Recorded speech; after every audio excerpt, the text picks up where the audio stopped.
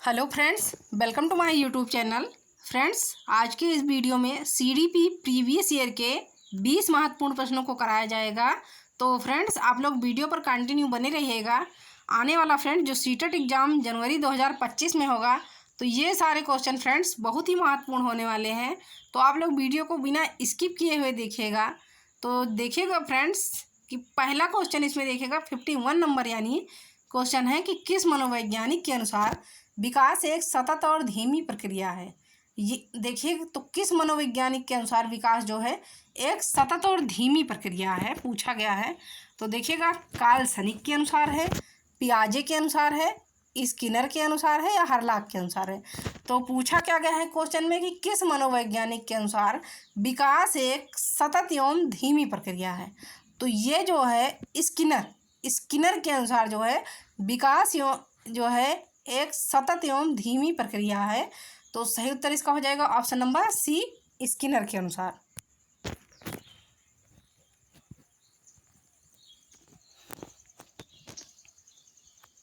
CDP के ये question जो है तो सीटेट पेपर फर्स्ट और सेकंड दोनों के लिए इम्पॉर्टेंट है फ्रेंड्स। तो देखिए, हम सेकंड वाला क्वेश्चन देखते हैं, यानी 52 नंबर वाला क्वेश्चन है कि व्यक्तित्व विकास की अवस्था है। व्यक्तित्व यानी पर्सनालिटी विकास की अवस्था है। क्या अवस्था है विकास की? व्यक्तित्व जो आपके बाह्य तथा अंतः गुणों का समावेश, यानी बाहरी तथा आंतरिक गुणों के समावेश को ही व्यक्तित्व यानी पर्सनालिटी कहा जाता है। तो इसमें क्या पूछा गया है कि व्यक्तित्व विकास की अवस्था है। तो क्या अवस्था है कि अधिगम एवं वृद्धि, उसके बाद में है कि व्यक्तिवृत्त अध्ययन, उपचारात्मक अध्ययन या इनमें से कोई नहीं। तो व्यक्तित्व विकास की ये अवस्था है कि अधिगम एवं वृद्धि की। तो सही उत्तर इसका हो जाएगा ऑप्शन नंबर ए।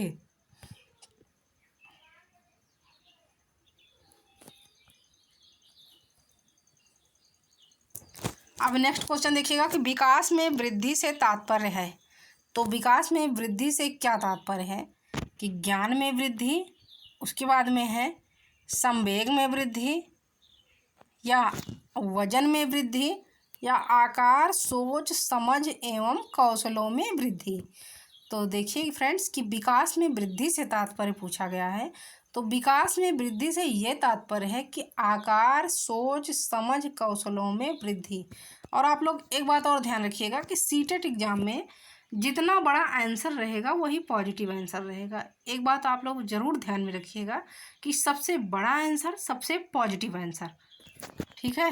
अब देखिए अगला क्वेश्चन है, क्वेश्चन नंबर 54 है कि तनाव और क्रोध की अवस्था है। तो तनाव और क्रोध की कौन सी अवस्था है, किस अवस्था को जो है तो तनाव और क्रोध की अवस्था कहा जाता है। इसमें जो है इस अवस्था में मनुष्य सबसे ज़्यादा तनाव में होता है तथा सबसे ज़्यादा उसको गुस्सा आता है। तो किस एज में आता है सबसे ज़्यादा गुस्सा?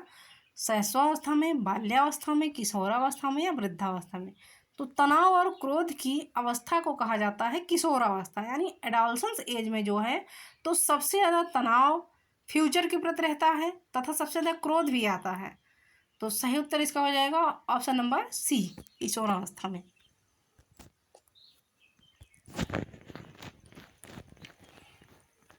अब अगला क्वेश्चन देखिएगा कि बालक का विकास परिणाम है। तो बालक का विकास क्या परिणाम है?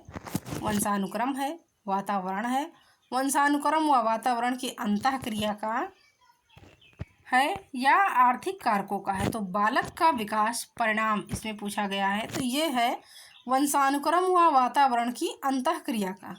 बालक का विकास जो परिणाम है तो ये वंशानुक्रम व वातावरण की अंतःक्रिया का परिणाम है। तो राइट आंसर इसका हो जाएगा ऑप्शन नंबर सी।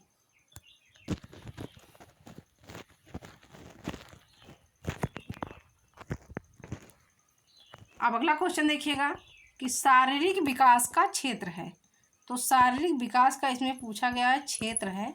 तो शारीरिक विकास का क्षेत्र क्या है? स्नायु मंडल है, स्मृति है, अभिप्रेरणा है या समायोजन है?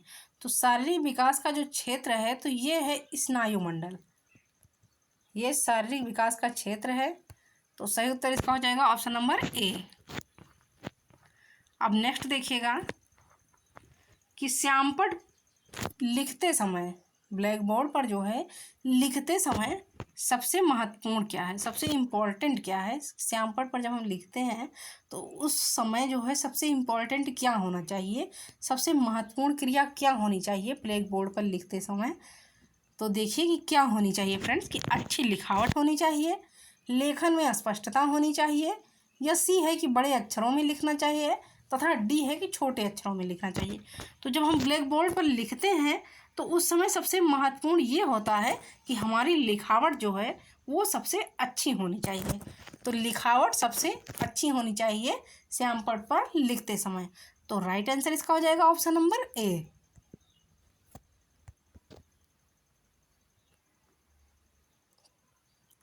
अब नेक्स्ट क्वेश्चन देखिएगा कि शरीर के आकार में वृद्धि होती है क्योंकि। तो शरीर के आकार में वृद्धि होती है क्यों होती है, क्योंकि पूछा गया है कि शारीरिक और गत्यात्मक विकास, उसके बाद संवेगात्मक विकास है, सी है कि संज्ञानात्मक विकास, तथा डी है नैतिक विकास। तो शरीर के आकार में वृद्धि होती है क्योंकि, तो क्योंकि शारीरिक और गत्यात्मक विकास दोनों होता है तो शरीर के आकार में वृद्धि होती है। तो सही उत्तर इसका हो जाएगा ऑप्शन नंबर फर्स्ट। अब अगला देखिएगा, पियाजे के अनुसार संज्ञानात्मक विकास के अनुसार, पियाजे के संज्ञानात्मक विकास के अनुसार संवेदी क्रियात्मक अवस्था होती है। पियाजे ने संज्ञानात्मक विकास दिया है तो उसमें पूछा है कि उनके अनुसार संवेदी क्रियात्मक अवस्था होती है तो कब से कब तक होती है संवेदी क्रियात्मक अवस्था, इसमें पूछा गया है कितनी एज से कितनी एज तक होती है। तो देखिएगा फ्रेंड्स कि जन्म से लेकर के 2 वर्ष तक होती है, या 2 से 7 वर्ष तक होती है, या 7 से 11 वर्ष तक होती है, या 11 से लेकर के 16 वर्ष होती है। तो पियाजे के संज्ञानात्मक विकास के अनुसार संवेदी क्रियात्मक अवस्था ये होती है जन्म से, यानी जन्म से लेकर के 2 वर्ष तक होती है। तो सही उत्तर इसका हो जाएगा ऑप्शन नंबर फर्स्ट। अब अगला क्वेश्चन देखिएगा कि निम्न में से कौन सा कथन सत्य है। आपको राइट आंसर इसमें चूज करना है कि कौन सा कथन जो है, तो इन ऑप्शन में से कौन सा कथन सत्य होना चाहिए। तो पहला है कि लड़के अधिक बुद्धिमान होते हैं, लड़कियां अधिक बुद्धिमान होती हैं, सेकंड वाला है। थर्ड है कि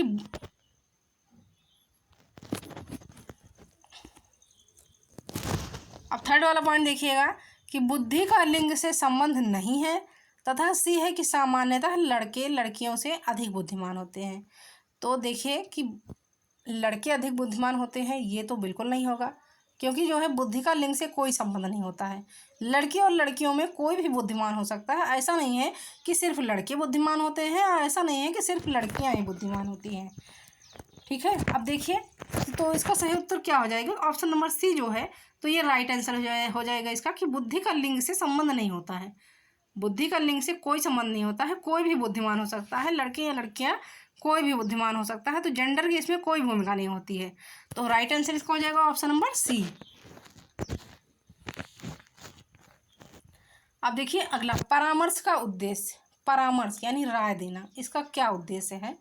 परामर्श, जैसे हम किसी को परामर्श देते हैं, सलाह देते हैं, तो इसका उद्देश्य क्या होना चाहिए कि बच्चों को समझना, उसके बाद बच्चों की कमियों के कारण का पता लगाना, उसके बाद है बच्चों को समायोजन में सहायता करना, तथा डी है कि उपरोक्त सभी। तो परामर्श का यही उद्देश्य होना चाहिए कि हम देखिए तीनों चीज़ों का जो है सही से पता करें, कि बच्चों को समझें कि बच्चे के अंदर क्या कमियां हैं, या बच्चा क्यों उदास है, या बच्चा पढ़ने में क्यों कमज़ोर है, क्या रीज़न हो सकता है। तो पहला ये हो गया। उसके बाद देखिए कि बच्चों की कमियों के कारण का पता करना, बिल्कुल सही है कि बच्चों की कमियों का कारण का भी हम पता लगाएंगे। सी है कि बच्चों को समायोजन में सहायता करना, बिल्कुल तो बच्चों को समझने में जो है हम उसकी सहायता करेंगे कि क्या रीज़न है, कि वो किस कारण से गलत रास्ते पर जा रहा है, या उदास है, या कुछ भी है, तो उसके जो है बच्चों के समायोजन में हम सहायता करेंगे। तो जो है इसका राइट आंसर हो जाएगा ऑप्शन नंबर डी, कि उपरोक्त सभी। उपरोक्त सभी ये वाला ऑप्शन जो है बिल्कुल सटीक बैठेगा। तो सही उत्तर इसका हो जाएगा ऑप्शन नंबर डी।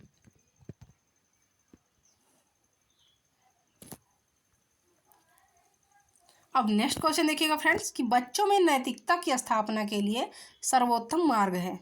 बच्चों में जो है तो नैतिकता की स्थापना करने के लिए सर्वोत्तम मार्ग क्या होना चाहिए।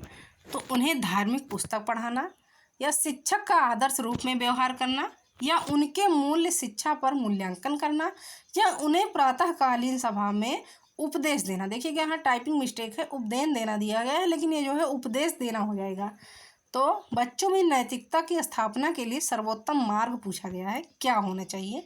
तो बच्चों में नैतिकता की भावना की स्थापना के लिए सर्वोत्तम मार्ग ये होना चाहिए कि शिक्षक का आदर्श रूप में बच्चे के साथ व्यवहार करना। एक टीचर का जो है तो आदर्श रूप में बच्चे के साथ व्यवहार करना, यही जो है सबसे सही उत्तर हो जाएगा। तो राइट आंसर इसका हो जाएगा ऑप्शन नंबर बी।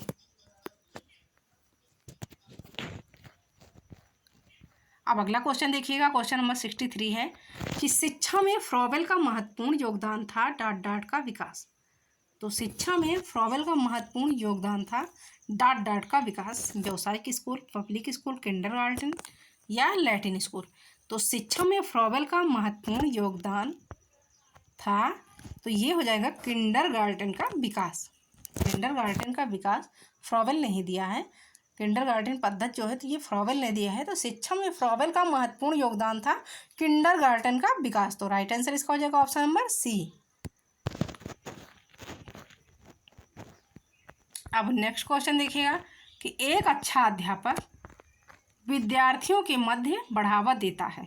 एक अच्छा टीचर जो है तो विद्यार्थियों के मध्य बढ़ावा देता है। किस तरह की बढ़ावा देता है, कैसा बढ़ावा देता है। तो प्रतियोगिता की भावना का, या सहयोग की भावना का, या प्रतिद्वंदिता की भावना का, या तटस्थता की भावना का।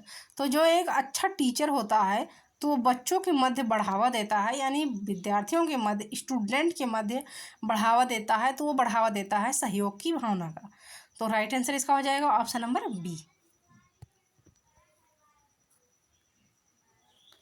अब अगला क्वेश्चन देखिएगा कि शिक्षक का अति महत्वपूर्ण उद्देश्य है। तो शिक्षक का अति महत्वपूर्ण उद्देश्य क्या है। आजीविका कमाना, या बच्चे का सर्वांगीण विकास करना, या पढ़ना एवं लिखना सिखाना, या बौद्धिक विकास करना। तो शिक्षक का अति महत्वपूर्ण उद्देश्य पूछा गया है, क्या होना चाहिए। तो शिक्षक का अति महत्वपूर्ण उद्देश्य ये होना चाहिए कि बच्चे का सर्वांगीण विकास करना। तो राइट आंसर इसका हो जाएगा ऑप्शन नंबर बी।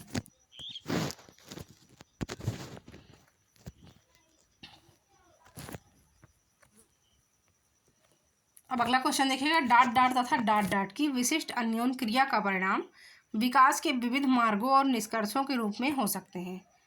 तो देखिए कि वंशानुक्रम और पर्यावरण, चुनौतियां एवं सीमाएं, स्थिरता एवं परिवर्तन, या खोज एवं पोषण। तो सही उत्तर इसका हो जाएगा कि वंशानुक्रम। यहाँ पे जो है वंशानुक्रम हो जाएगा। वंशानुक्रम एवं पर्यावरण, या वंशानुक्रम तथा पर्यावरण की विशिष्ट अन्योन क्रिया का परिणाम विकास के विविध मार्गों और निष्कर्षों के रूप में हो सकते हैं। तो सही उत्तर इसका हो जाएगा ऑप्शन नंबर फर्स्ट।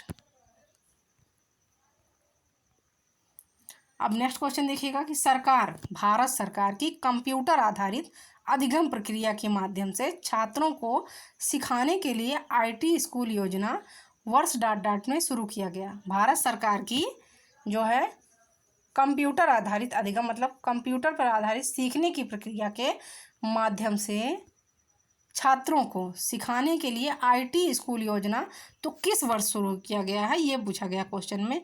2001 में, 2003 में, 2004 में, या 2006 में। तो राइट आंसर इसका हो जाएगा ऑप्शन नंबर 3 कि 2004 में जो है भारत सरकार की कंप्यूटर आधारित अधिगम प्रक्रिया के माध्यम से छात्रों को सिखाने के लिए IT स्कूल योजना वर्ष 2004 में, यहाँ पे जो है जो 2004 हो जाएगा, 2004 में शुरू किया गया था। तो इसका सही उत्तर हो जाएगा ऑप्शन नंबर सी।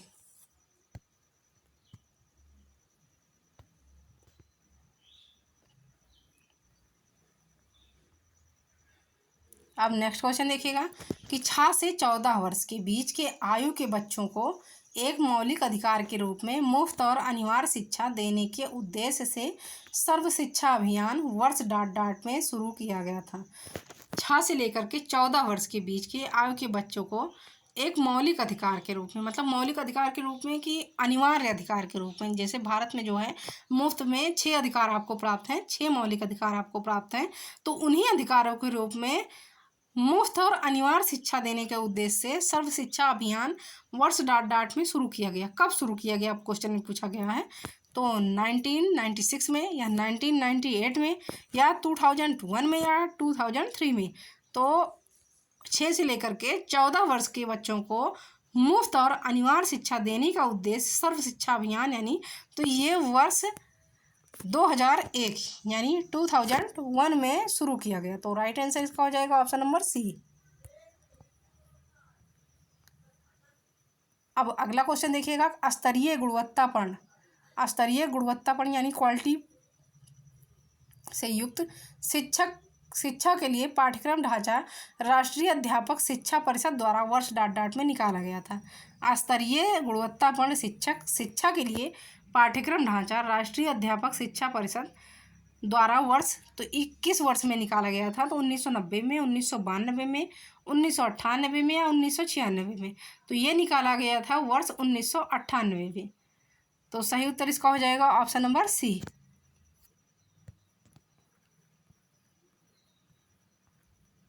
अब इस वीडियो का सबसे लास्ट वाला क्वेश्चन देखिएगा फ्रेंड्स, तथा आप लोग कमेंट बॉक्स में ज़रूर बताइएगा कि आपका कितना क्वेश्चन सही हुआ। ऐसे ही जो है फ्रेंड्स, हम प्रीवियस ईयर के जब तक पेपर हो नहीं जाता तब तक क्वेश्चन कराते जाएंगे। CDP के, SST के, EVS के, मतलब सीटेट से सिलेबस से लेकर के सारे क्वेश्चन कराएंगे। तो आप लोग चैनल को ज़रूर सब्सक्राइब करिएगा।